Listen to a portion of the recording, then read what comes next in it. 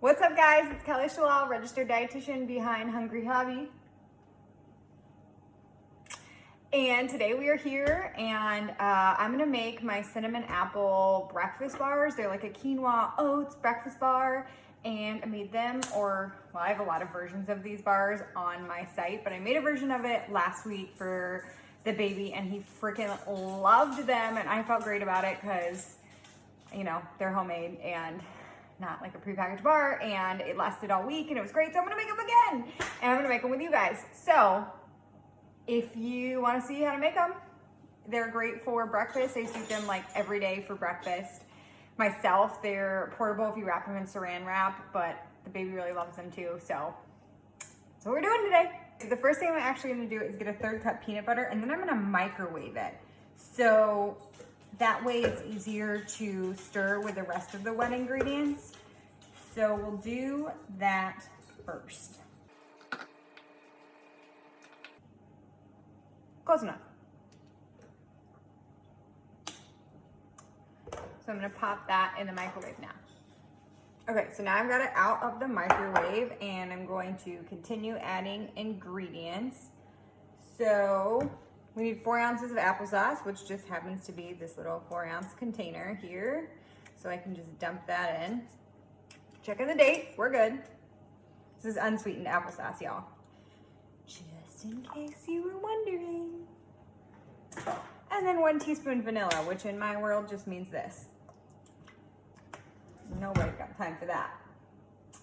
All right, then we need 1 egg. Yes, I'm reading off my own recipe because I don't have them all memorized, you know? Like, I just don't. Wish I was that cool, you know, to have like 600 recipes memorized, but I don't, so. What else we got here? Honey, 1/4 cup honey. Remember that babies before 1 year cannot have honey because of risk of infant botulism, but that risk apparently disappears after they're a year old, so they can have honey. 1/2 cup almond milk.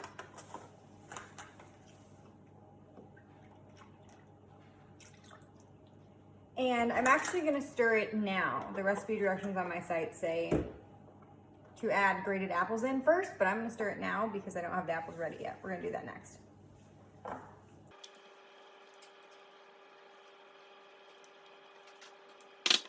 Okay, so that's good. So next we're gonna add in the grated apples. So I'll show you how I do that.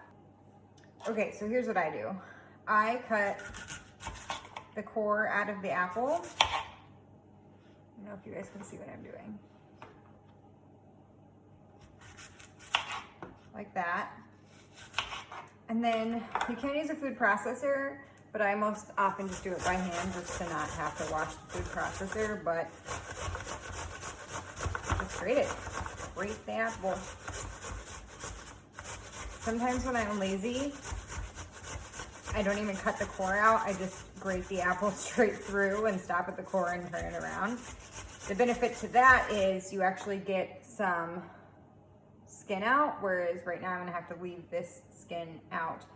Or if I had started at the core, or started just like that, then I would actually get some skin, which has, you know, good fiber in it and nutrients and a lot in it for health reasons. So then I would get at least some of the skin. So either way, but I'm gonna finish doing this and not make you watch it all, and then we'll finish up. So now we have all the shredded apple. Wow, can't talk today. So I tend to use a dish towel, not paper towels, because I feel like you have to go through a million paper towels to squeeze the apple shreds dry so that they don't get too much liquid in the actual recipe. So that's what I'm gonna do, is I'm actually gonna use a dish towel and I just throw it in the wash to get rid of all the extra moisture in the apple shreds. So I'll turn the camera and show you what that looks like.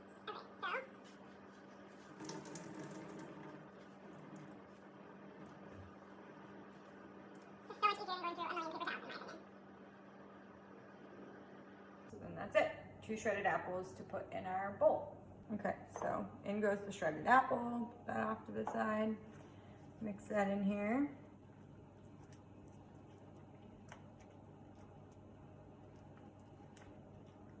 Perfect. Now in goes the dry ingredients. Now, this is a quinoa bar recipe, so quinoa has to be included. This is frozen quinoa. So I pre-prepped my quinoa and then I put it in 1 cup baggies in the fridge to utilize whatever I want. I've had this out for about 20 minutes while I messed around prepping stuff for this recipe, filming part of it, etc. So it's been out about 20 minutes and it's separating, and I actually think, I thought I was gonna actually like defrost it, but I'm not going to. I'm gonna put this straight in the recipe, but you do need 1 cup cooked quinoa. So if you ever have recipes where you cook like 1 cup dry, and then you have like 4 cups of quinoa and you don't need that much, freeze them and utilize them later, and then you don't have to cook the quinoa. So, sweet, perfect. So I'm gonna throw this in. Yeah, that's defrosted enough. So I didn't even have to microwave that or anything. But if I was like pulling it directly out of the freezer and hadn't messed around, I would have microwaved it for like, I don't know, less than a minute probably.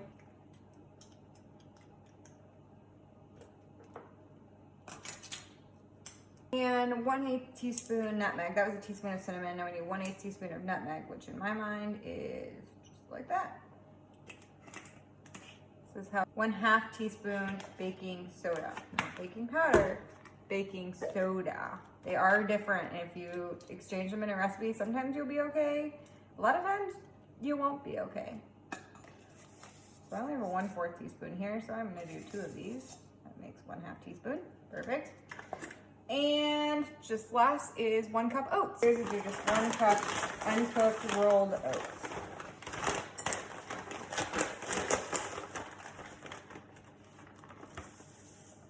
And now it's time to stir this all up.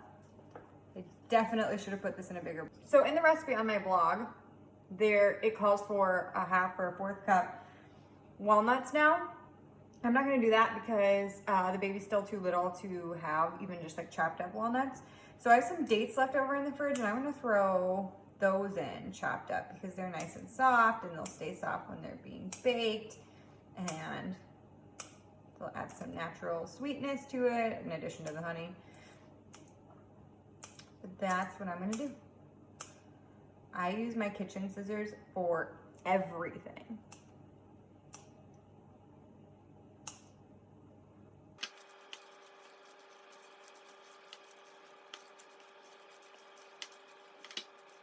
Okay, so I have a parchment lined 8x8 glass dish here. And I'm also gonna spray the parchment paper for overkill with some avocado oil just because I wanna mess with that. They're not particularly sticky. I just tend to be overzealous when it comes to ensuring food doesn't stick to the bottom of the pan. So there's that. So now I'm putting this in here. And it's gonna bake for about 25 to 30 minutes.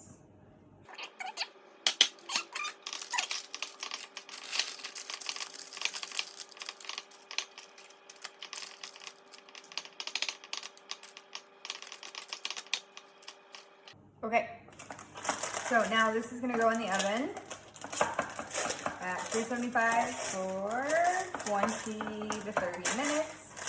You'll know it's done when it's set just like an oatmeal bake and is,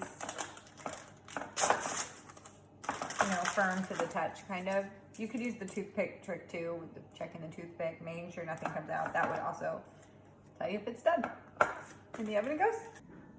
So I totally forgot to video these when they came out of the oven, but now little man is having a little bit of a snack. So these are the bars they look like when they come out. And then he likes his heated up, which means they don't stick together quite as much if you heat them up. So I just kind of smush them together. But if they're cold, they stick together really, really well.